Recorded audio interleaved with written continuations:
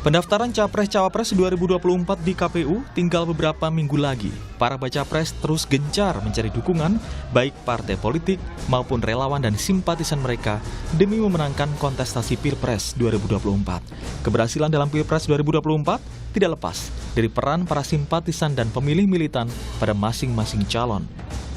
Litbang Kompas melakukan survei tingkat militansi pemilih bakal capres pada 27 Juli hingga 7 Agustus 2023 dengan 1.364 responden dengan metode pencuplikan sistematis bertingkat di 38 provinsi.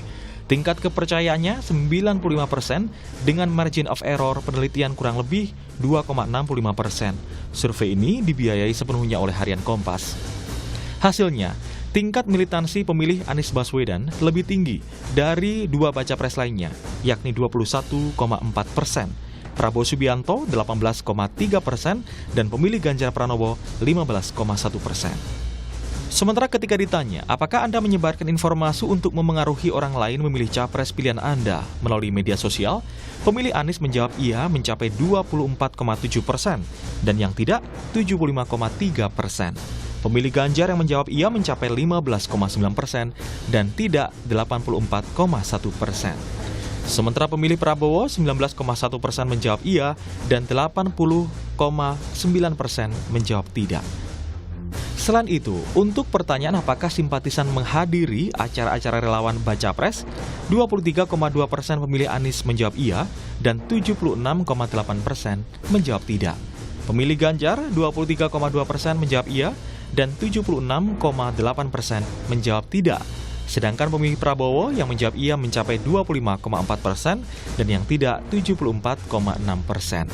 Ketika pertanyaan apakah simpatisan membujuk orang lain untuk memilih baca pres pilihan Anda, sebanyak 27,7% pemilih Anies menjawab iya dan 72,3% menjawab tidak. 15,3% pemilih Ganjar menjawab iya dan 84,7% menjawab tidak. Sedangkan 21,8% pemilih Prabowo menjawab iya dan 78,2% menjawab tidak. Untuk pertanyaan apakah Anda ikut memberikan donasi untuk kepentingan baca pres, simpatisan pemilih Anies 9,8% menjawab iya dan 90,2% menjawab tidak. Pemilih Ganjar yang menjawab iya mencapai 5,9% dan yang tidak 94,1%. Sedangkan 6,9% pemilih Prabowo menjawab iya dan 93,1% menjawab tidak. Militansi dari para simpatisan semestinya juga menjadi pemicu agar kontestasi digiring pada persaingan gagasan serta konsep nyata, bukan sekedar persaingan simpati dan impresi demi meraih kekuasaan dan memenangkan Pilpres 2024. Tim Liputan, Kompas TV. Saudara, tak bisa dimungkiri bahwa militansi simpatisan bakal Capres 2024 menjadi hal yang cukup penting untuk membantu memenangkan kontestasi Pilpres 2024. Hasil survei Litbang Kompas menyatakan tingkat militansi simpatisan pemilih baca pres Anies Baswedan lebih tinggi dibanding dengan dua baca pres lainnya. Bagaimana dengan analisis hasil survei ini? Kita akan membahasnya dengan Yohan Wahyu, peneliti Litbang Kompas, dan di segmen berikutnya nanti juga akan bergabung juru bicara PKS Pipin Sofyan, anggota Dewan Pembina Partai Gerindra Ande Rosiade, dan juga Ketua DPP PDIP Perjuangan atau PD Perjuangan, maksud kami Eriko Sotarduga. Selamat pagi, saya mau ke Mas Yohan Wahyu dulu untuk di segmen ini. Selamat pagi Mas Yohan. Selamat pagi Okta. Mas Yohan, ini survei Litbang Kompas menarik ya, membaca hanya 14,3% responden yang menjadikan pemilu ini sebagai ruang ekspresi atau mau aktif langsung gitu dalam pemilu. Sisanya bisa dikatakan masih cenderung pasif. Nah, ini apa artinya Mas? Karena ini kan sudah semakin mendekati 2024. Apakah Litbang Kompas ini melihat ada kesadaran atau awareness masyarakat pada pemilu ini masih rendah? Iya, ini kan kami ingin menggambarkan dan menggali ya, selain survei terkait elektabilitas secara umum, kita juga mengupas secara lebih dalam di masing-masing kelompok pemilih antara kelompok responden pemilihnya Pak Ganjar, Pak Prabowo, dan Pak Anies gitu ya. Kita uji dengan 4 pertanyaan terkait potensi mereka melibatkan diri dalam proses pemenangan capres pilihannya. Jadi kita mau menguji itu. Memang mayoritas ya, sekitar 85% lebih itu tidak begitu antusias ya untuk terlibat dalam proses pemenangan gitu ya. Meskipun mereka akan memilih, bukan berarti kemudian mereka tertarik untuk kemudian terlibat aktif untuk memenangkan. Ada 4 kategori yang kami turunkan di pertanyaan di survei itu, apakah pemilih ini akan bersedia memberikan informasi positif tentang capres pilihannya. Apakah pemilih ini akan turun ikut dalam acara-acara relawan misalnya ya. Apakah juga pemilih ini akan membujuk orang lain, pemilih yang lain yang belum memilih atau belum menentukan pilihan itu untuk mengikuti pilihannya. Dan terakhir, apakah mereka bersedia juga sampai memberikan donasi gitu ya untuk pemenangan capres pilihannya. Dan memang dari survei memang terlihat mayoritas itu tidak tertarik ya, antusias untuk melakukan itu. Hanya 14,3% yang kemudian cukup antusias mereka terlibat aktif dalam kerja-kerja pemenangan. Dari sini sih kelihatan bahwa mereka ini memang cenderung hanya sekedar pemilih ya, apa yang mereka tentukan untuk di Pilpres nanti, mereka sudah punya pilihan, tapi memang enggan untuk kemudian terlibat aktif dalam proses pemenangan. Nah, bagaimana 14,3% mereka yang bersedia dan antusias dalam proses pemenangan ini, ya mereka rata-rata aktif dan mereka memang lebih banyak bermain di sosial media gitu ya. Jadi kenapa misalnya kalau kita lihat begitu kontestasi Pilpres itu begitu riuh, begitu ramai, terutama di sosial media, padahal dalam konteks survei ini hanya 14,3% orang yang kemudian terlibat aktif ya karena kanal yang dipakai itu cukup efektif ya, mempengaruhi informasi, mempengaruhi banjir informasi, mempengaruhi opini orang. Karena memang sebagian besar kanal yang dipakai itu adalah sosial media. Artinya tidak butuh banyak orang juga untuk kemudian terlibat aktif di sosmed karena memang kanal itu sudah cukup efektif ya menjadi media penetrasi, media kampanye bagi calon presiden dan calon wakil presiden nanti. Jadi memang survei ini menangkap yang pertama, tidak banyak dari pemilih kita itu kemudian mau antusias untuk memperjuangkan kemenangan capres pilihannya, itu yang pertama. Yang kedua memang tidak banyak juga pemilih yang kemudian fokus untuk memberikan sumbangsi gitu ya, atau sesuatu yang bisa mereka sumbangkan untuk capres pilihannya. Jadi memang cenderung pasif gitu. Tapi memang kalau dibandingkan antara kelompok pemilih, responden pemilih antara Pak Prabowo, Pak Ganjar, dan Pak Anies, memang angka antusiasme atau militansi dalam konteks ini pemilih Pak Anies memang lebih besar gitu ya. Meskipun selisihnya juga tidak terlalu lebar gitu ya. Pak Anies misalnya 21,4%, Pak Ganjar itu di angka 15% dan Pak Prabowo di 18% gitu ya. Kalau kita gali lebih dalam, memang pemilih Pak Anies itu sebagian besar kelompok menengah atas dari segi ekonomi dan dari segi pendidikan gitu ya. Jadi mereka mungkin lebih aware, oh ternyata simpatisan partai itu juga perlu loh mendonasikan sebagian hartanya atau keperluan untuk mendukung keperluan pemenangan partai gitu ya. Sementara memang dalam konteks kelompok pemilih Pak Ganjar dan kelompok pemilih Pak Prabowo memang dari kelompok menengah atas dan secara ekonomi maupun pendidikan ini memang seperlimanya gitu. Ini memang lebih kecil dibandingkan kelompok pemilih Pak Anies gitu ya. Tapi kalau ditanyakan kenapa elektabilitas dari hasil survei Kompas misalnya Pak Ganjar dan Pak Prabowo jauh di atas Pak Anies, ya karena postur pemilih Pak Anies itu agak berbeda dengan postur pemilih secara nasional rata-rata ya. Jadi kalau digambarkan dalam piramida itu, piramida kita itu kan pemilih menengah bawah dari segi pendidikan itu kan lebih gede gitu ya. Jadi postur piramida. Sementara postur pemilih Pak Anies itu agak terbalik gitu ya, piramida terbalik. Jadi pemilih dari kalangan menengah atas, baik dari segi pendidikan dan dari segi ekonomi itu justru lebih besar. Sementara postur pemilih Pak Ganjar dan postur pemilih Pak Prabowo itu relatif sudah menggambarkan postur pemilih secara umum ya, gambarnya sudah piramida gitu ya. Jadi ini yang membedakan. Dalam konteks militansi ini kita memang melihat di masing-masing kelompok pemilih, masing-masing baca pres ini dan kelihatan memang secara umum tidak begitu antusias gitu ya, meskipun angka 14% ini meskipun kecil, tapi cukup berpengaruh besar. Karena apa? Karena sosial media menjadi kanal yang dipakai untuk mengkampanyekan capres pilihannya. Oke, baik. Begitu, Okta. Sebetulnya seberapa penting, Mas Yohan, militansi simpatisan ini? Apakah nantinya akan berbanding lurus dengan potensi menambah upaya untuk meraup suara tentunya di Februari 2024 nanti? Ya, di satu sisi ini kalau kampanyenya pelaku-pelaku relawan-relawan ini cukup kenceng ya, di satu sisi bisa saja memberikan insentif elektoral ya, pemenangan kepada baca pres yang diusung atau yang didukungnya gitu ya.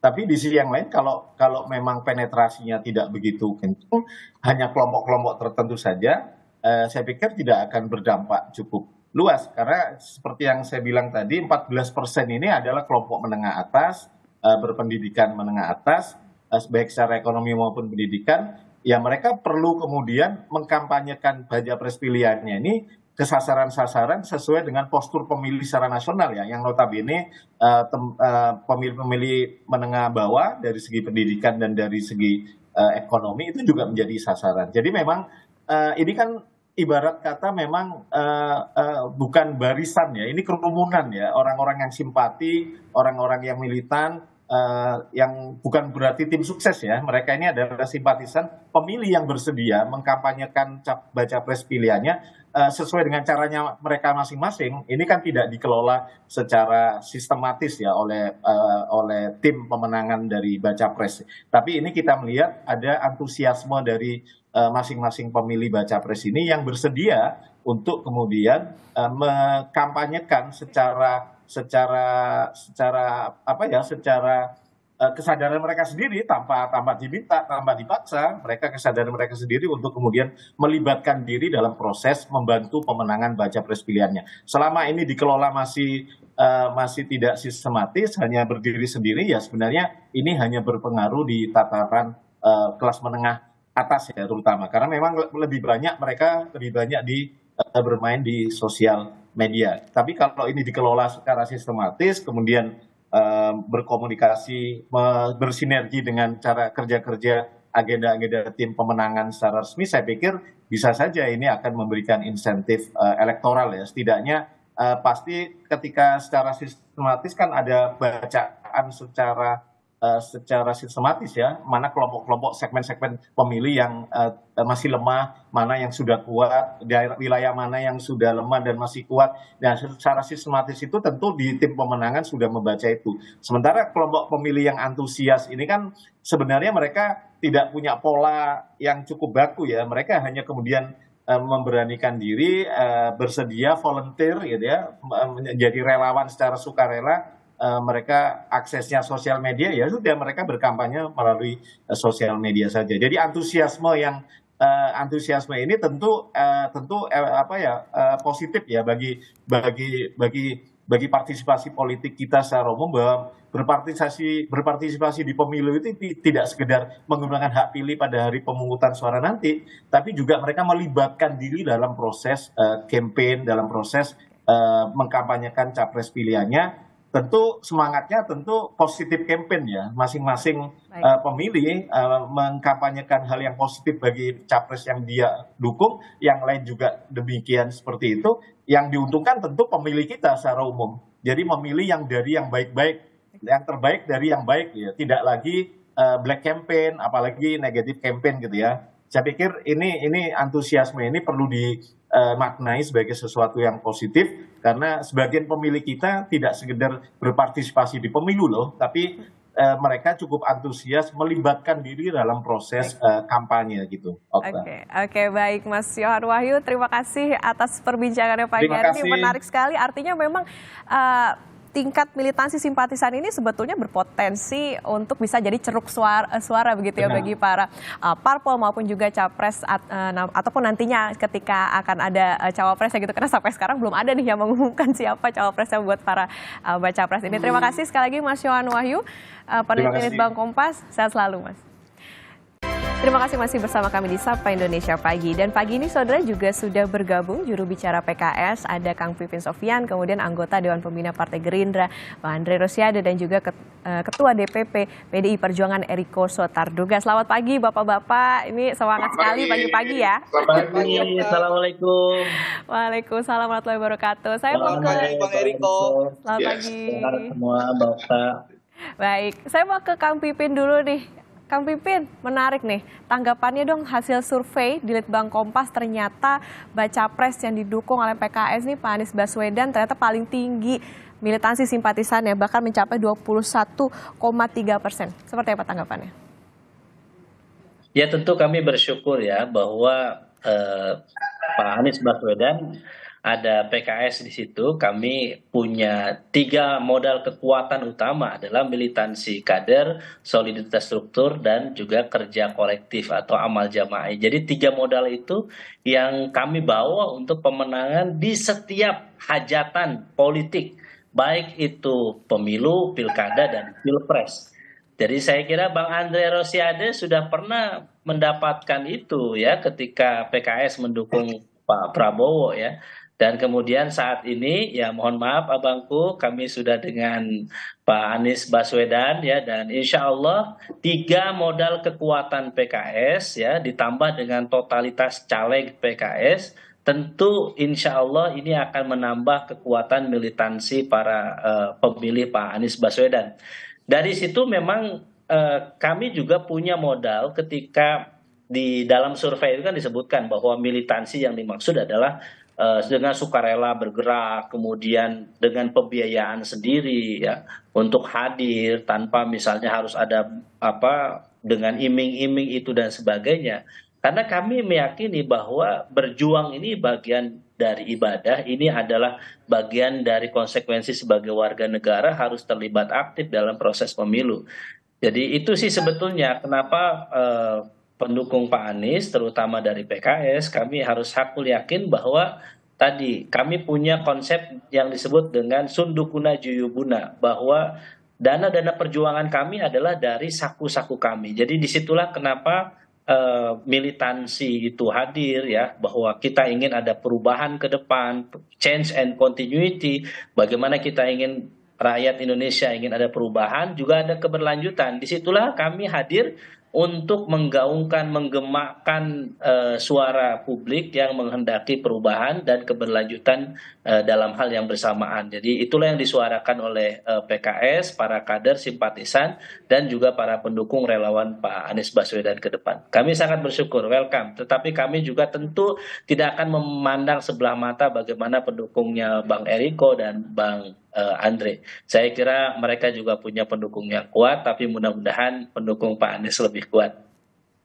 Oke, ini saya dengan pertanyaan yang sama mau ke Bang Eriko. Bang Eriko, gimana nih Pak Ganjar ternyata meskipun kalau selama ini kan di beberapa survei kalau soal elektabilitas Pak Ganjar, biasanya Pak Ganjar, Pak Prabowo, Pak Ganjar, Pak Prabowo, dia kayak paling menter gitu kalau dari segi elektabilitas. Tapi ternyata di tingkat militansi simpatisannya ternyata Pak Ganjar paling rendah gitu, bisa dikatakan 15,1%. Tanggapannya Bang Eriko? Mbak Okta, luar biasa nih. Yang muncul terakhir tuh Kang Pipin, tapi Kang Pipin yang diminta terlebih dahulu berbicara. Dan tadi saya mendengar dari tadi yang disampaikan Kang Pipin, berjuang katanya. Jadi memang pengaruh PDI Perjuangan sudah sampai di PKS berjuang. Nah, kalau saya lihat Adinda Andre memakai baju merah, ini artinya apa?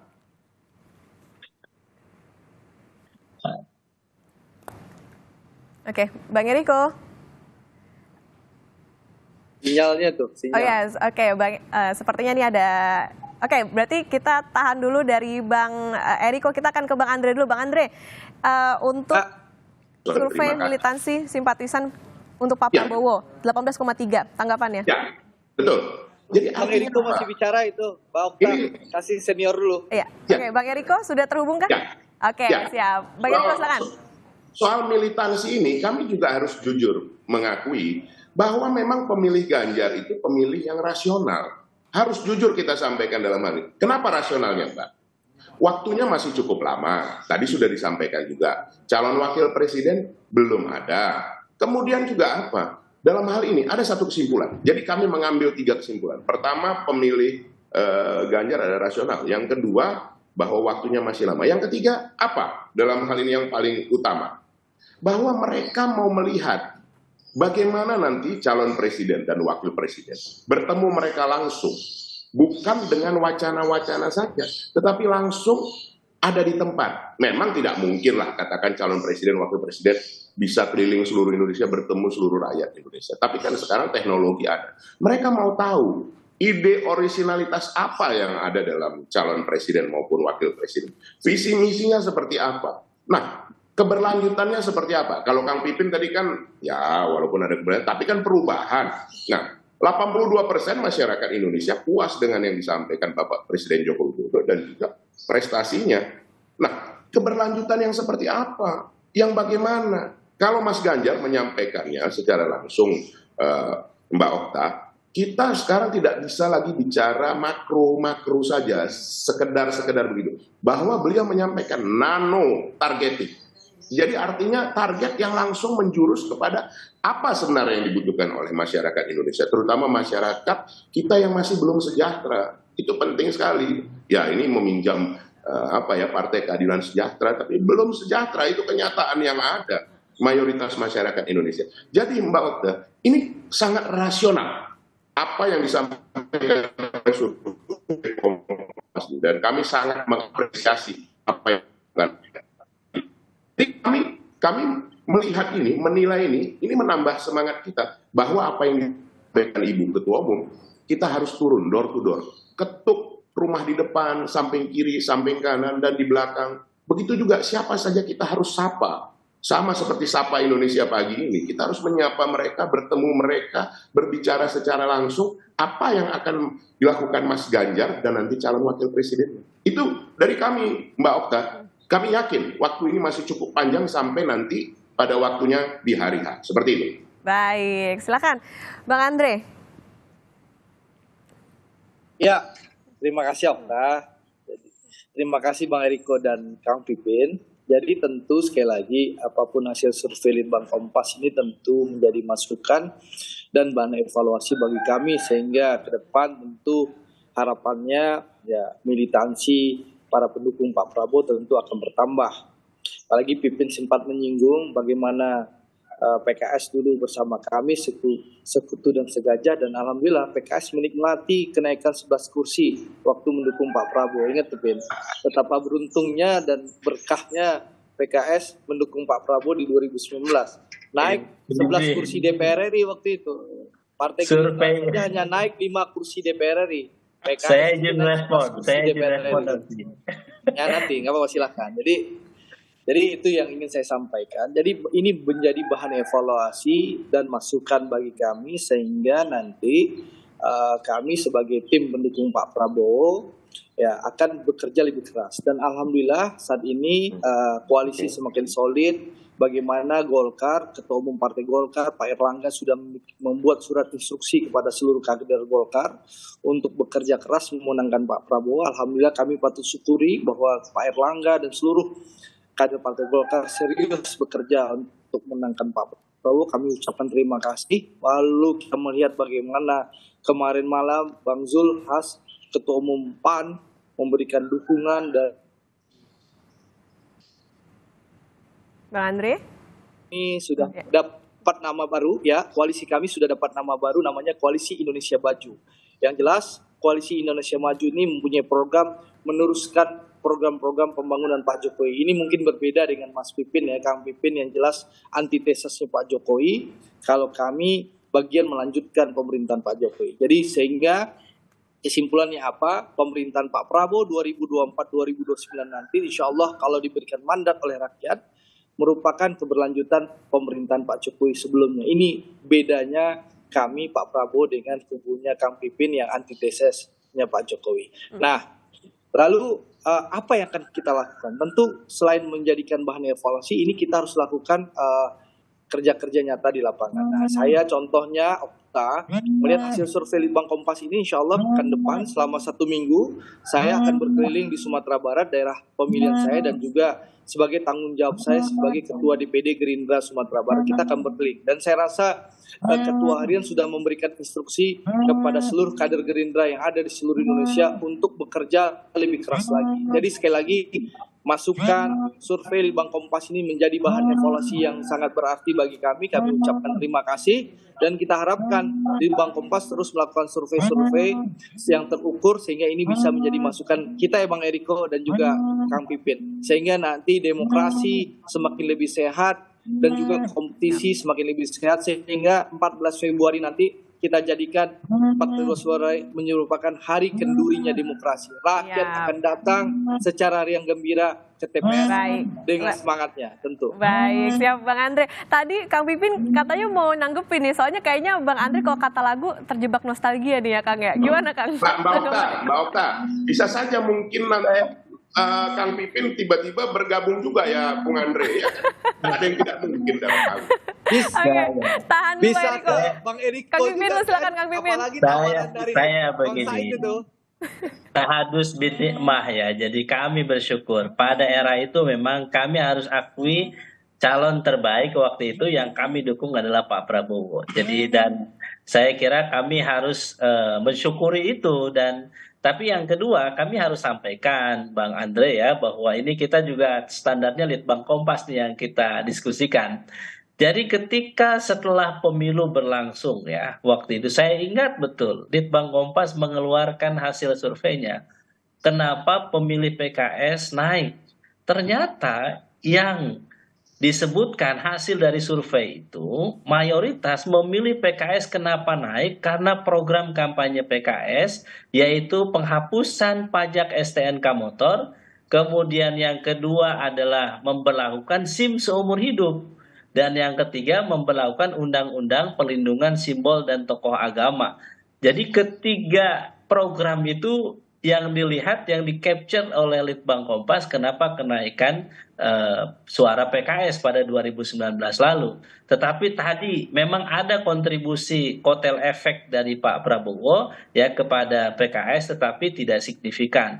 Tapi tentu kami harus menyampaikan rasa syukur terima kasih ya kemarin kita sudah mendukung Pak Prabowo dan saat ini misalnya kita ada berbeda, kita saling menghormati, ini modal penting bagi demokrasi kita. Saya sama Bang Andre berteman, sama Bang Eriko berteman, kita berbeda pilihan, tetapi kita saling menghargai. Bisa jadi ya nanti ketika masuk ke putaran kedua ya misalnya Bang Andre gabung dengan kami Pak Anies Baswedan misalnya, atau bisa jadi Bang Eriko ya, tetapi kami tidak mau ujub takabur, kita jalani proses ini dengan sebaik-baiknya, kita kompetisi dengan sehat.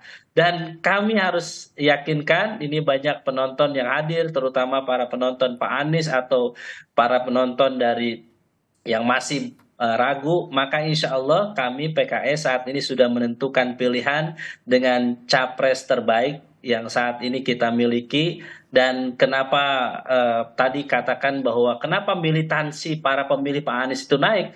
Karena kami melihat sosoknya, bahwa sosok Pak Anies adalah sosok yang terbaik, ya sosok yang cerdas, kemudian bisa menyatukan. Beliau punya prinsip keadilan untuk kebijakan ke depan, berhasil memimpin DKI Jakarta kemarin, ya selama 5 tahun, komitmennya jelas dalam kepemimpinan. Saya kira itulah yang melahirkan kenapa banyak para pemilih Pak Anies tanpa harus dibayar, mereka datang door to door, masuk ke rumah-rumah, kemudian di medsos mereka juga aktif tanpa harus dibayar, dan yang terakhir, mereka sudah mengumpulkan diri untuk menjadi saksi-saksi di TPS. Untuk memastikan apa? Agar kemenangan hakiki demokrasi bisa tercapai dan insya Allah Pak Anies Baswedan mudah-mudahan menjadi presiden di 2024 nanti.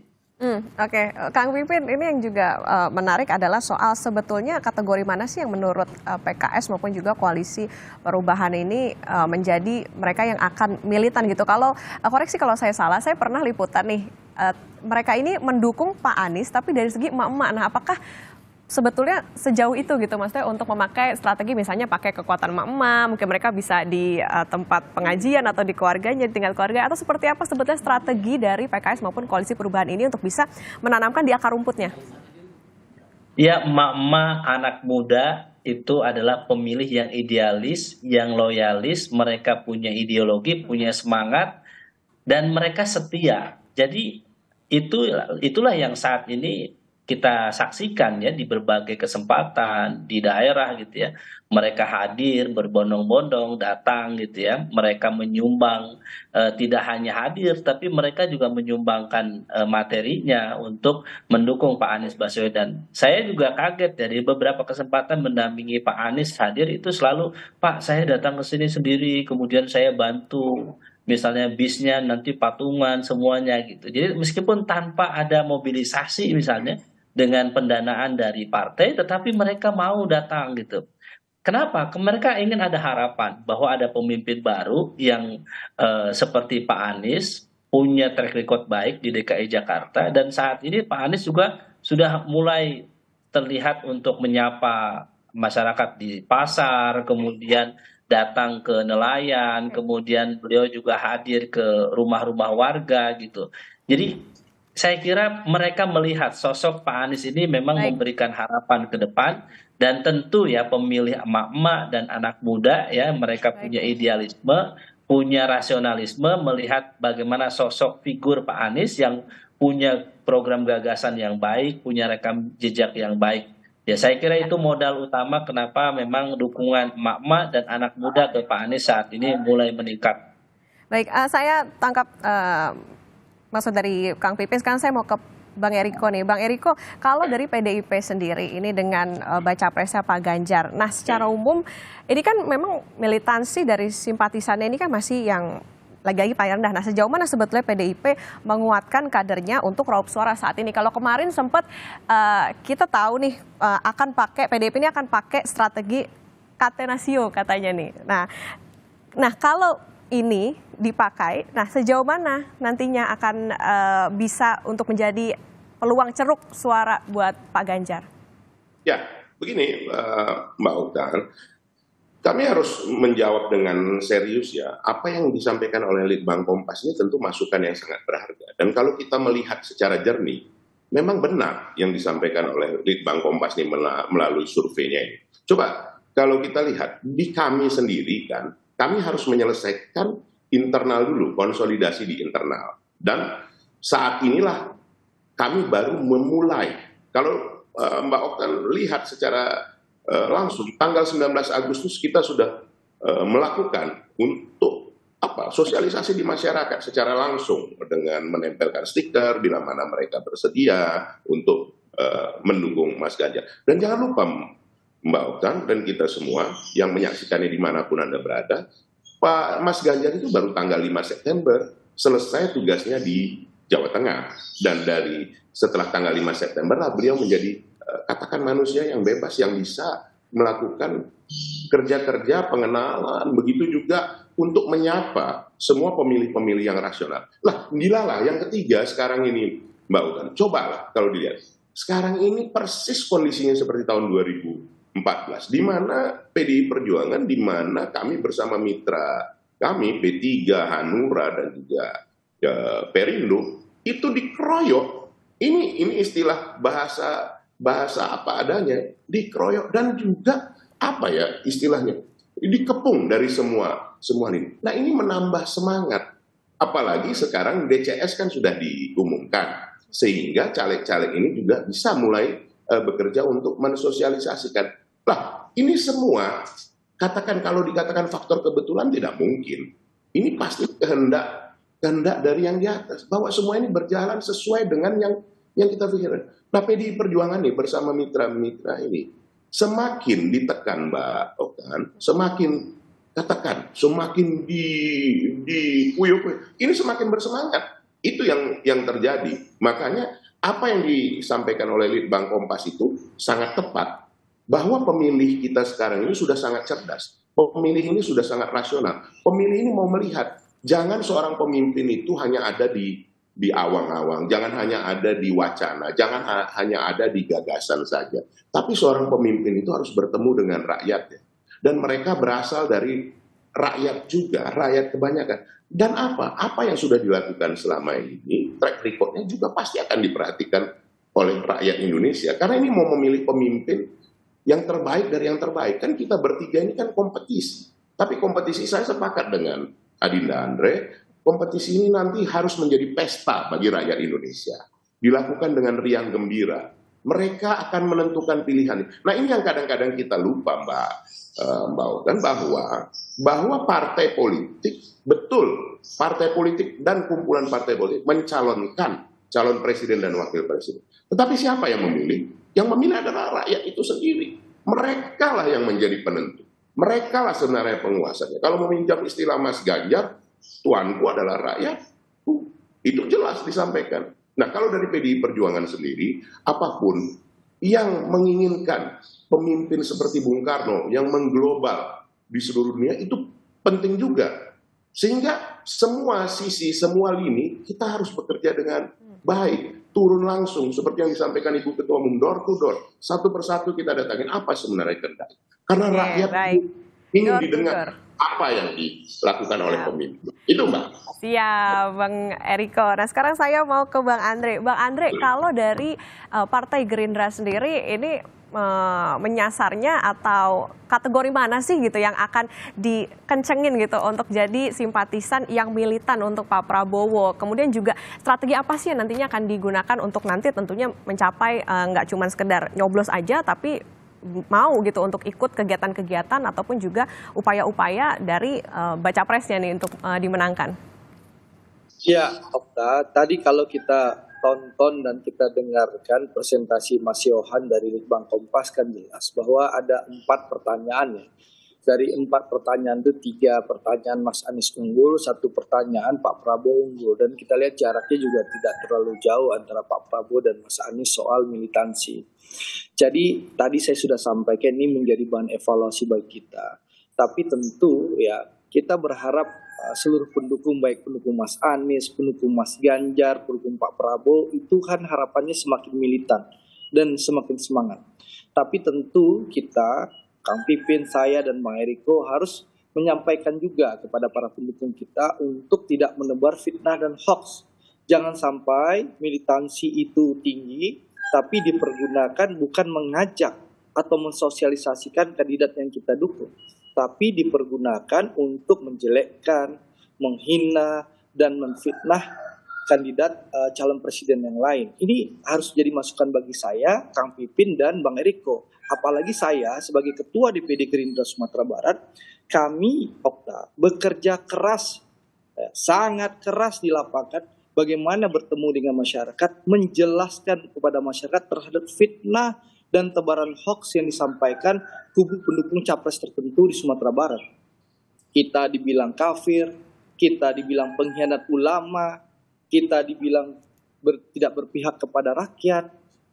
Ini kita jelaskan kepada masyarakat. Kita datangi masyarakat dari kampung ke kampung, dari RW ke RW, dari RT ke RT, dari rumah ke rumah. Kader-kader Gerindra berdialog dan menjelaskan. Alhamdulillah ya, survei indikator Juli 2023 yang lalu ya, Pak Prabowo sempat tertinggal 15% dengan capres tertentu ya. Setelah kita jelaskan kepada masyarakat, kita tepis hoax, kita jawab fitnah, alhamdulillah masyarakat mengerti dan memahami. Sekarang Pak Prabowo kembali unggul di Sumatera Barat. Nah, segmen apa yang kita akan sasar? Tentu seluruh segmen. Kita akan sasar semua masyarakat, seluruh kelompok masyarakat, dan kita harus akui saat ini 55% lebih ya pemilih ya Bang Eriko dan Kang Pipin, bahwa sekarang adalah generasi muda, generasi milenial. Dan kita tahu sama tahu, generasi milenial membutuhkan kepastian.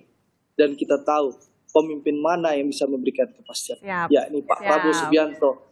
Makanya itulah alasannya Mas Budiman Sujatmiko memilih Pak Prabowo. Karena Pak Prabowo pemimpin yang strategis, yang bisa mengangkat harkat dan martabat rakyat untuk lebih maju dan melanjutkan kepemimpinan Pak Jokowi. Seperti itu. Oke Bang Andre, kami tangkap Bang Andre. Dan rasanya kita semua akan setuju ya, begitupun juga para baca pres maupun nantinya juga para bacawa pres bahwa jangan sampai militansi ini justru dimanfaatkan untuk hal-hal yang negatif, tapi seharusnya militansi ini juga untuk menjaga pemilu ini agar tetap damai dan juga tetap aman, nyaman. Terima kasih Bapak-Bapak. Nanti lain waktu kita ngobrol lagi ya.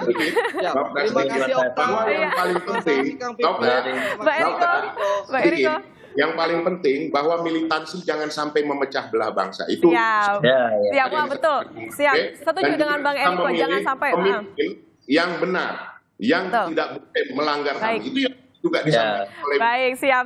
Setuju dengan Kang Pipin, dengan Bang Andre dan juga Bang Eriko. Merangkul dan mempersatukan, bukan memfitnah. Nah, itu betul itu. Ya, Bang Andre, Bang Eriko. Terima kasih. Baik, Kang Pipin, nanti kita lanjut lagi di lain waktu ya, Bapak-Bapak. Kita ngobrol lagi ya soal ini. Terima kasih sekali lagi untuk Kang Pipin, Bang Andre dan juga Bang Eriko. Sehat selalu, sampai ketemu di kesempatan lain.